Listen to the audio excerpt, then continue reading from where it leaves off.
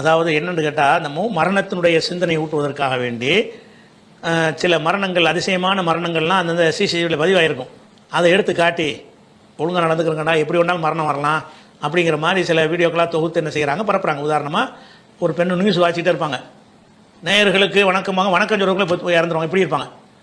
இதை வந்து CCTV camera எடுத்துருக்குமா, அதை காட்டுறது, பார்த்துருங்களா, செய்தியை கூட வாசிக்க முடிஞ்சா, வணக்கம் சொல்ல முடிஞ்சா, முதல்ல இருந்து போயிட்டாங்க அப்படின்னு சொல்லுவது. அந்த மாதிரி வீடியோக்களையா தொகுத்து இதை வைத்து நம்ம பிரச்சாரம் பண்ணலாமான்னு கேட்குறாரு. அது உண்மையாக இருக்கும் பட்சத்தில் பண்ணலாம்ல. ஒருத்தங்க இறந்துட்டாங்கன்னு சொன்னால் மரணம் எப்படி, அந்த வீடியோ காட்டாமல் நீங்கள் பிரச்சாரம் பண்ணலாம்ல. வீடியோ காட்டாமல் நீங்கள் பேசிகிட்டு இருக்கும்போது மரணம் வரலாம், நீங்கள் சாப்பிடும்போது மரணம் வரலாம், நீங்கள் தூங்கும்போது மரணம் வரலாம், சந்தோஷமாக ஒரு கல்யாணம் பண்ணிக்கிட்டு இருக்கும்போது கையெழுத்து போடும்போது மரணம் வந்து விடலாம். அப்போ எந்த நேரத்துலையும் வரலாம்னு சொல்லலாம்ல. சொல்லலாம்னு சொன்னால் அந்த அதுபடி நடந்த சம்பவத்தையும் எடுத்து சொல்லலாம் தானே. இப்போ ஒரு ஆள் பேசிக்கிட்டு இருக்கும்போது நியூஸ் வாசிக்கும் போது இறந்துட்டாருங்கிறது பொய்யா நிஜமா? நிஜம். அதை காட்ட பார்க்குறவனுக்கு என்ன தோணும்னு கேட்டால், என்னடா செய்தி வாசிக்க எவ்வளோ மேக்கப் பண்ணி எவ்வளோ டிசைன் அந்த உட்காந்தாரு, உங்களுக்கு கேமராலாம் பார்த்துட்ருக்கு, நேயர்களேங்கிறார், ஆள் போட்டுன்னு போயிட்டாரு அப்படின்னு நினைக்கும்போது என்ன ஆகும்னு கேட்டால், நமக்கு ஒரு அச்சம் அதிகமாக வரும். எந்த நேரத்தில் வேணாலும் மூத்து வரலாம், மரணத்துக்கு பயந்துக்கிறன்னு, நம்ம திமிர் பிடிச்சி அலையக்கூடாது அப்படிங்கிறதுக்கு அது உதவமாக இருந்தால், நீங்கள் உள்ளதை தானே சொல்கிறீங்க. உண்மையை சொல்வதற்கு என்ன இருக்குது, ஆபாசங்க பாசமாக இருந்தால் நீங்கள் சொல்லிடாதீங்க. அப்படி இல்லாமல் ஒரு சாதாரணமான மரணங்கள் வந்து நிறைய என்ன செய்யும் நடக்கும், அந்த மாதிரி வீடியோக்கள் எடுத்து காட்டலாம். அல்லது சில பேர் வந்து அதிசயமாக சேவாக பிழைக்குவாங்க, காரும் மோதி சட்னி ஆயிரம் இவன் கீழே சிரிச்சு தச்சுட்டு வருவான் ஒருத்தன், அவனுக்கு ஒன்றுமே ஆகிருக்காது.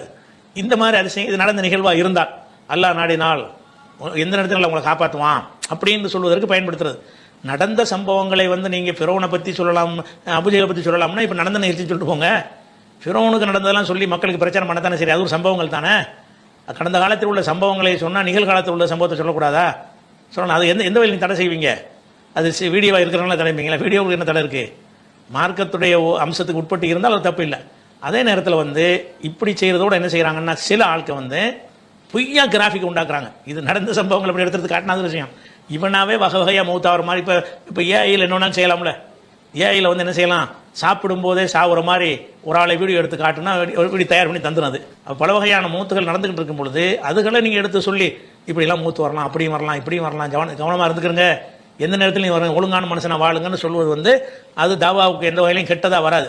கிராஃபிக்காக செஞ்சீங்கன்னு சொன்னால் அவனுக்கு கிராஃபிக்னு தெரிஞ்சவன உள்ள பயமும் போயிடும். சும்மா செஞ்சுருக்காங்களா, நடக்கவே இல்லையா அப்படின்றான், பொய்ய சொல்கிறாங்கடா அப்படின்னா என்ன ஆயிரும், மரணத்துடைய பயத்து பதில் ஒரு கேள்வி குத்தா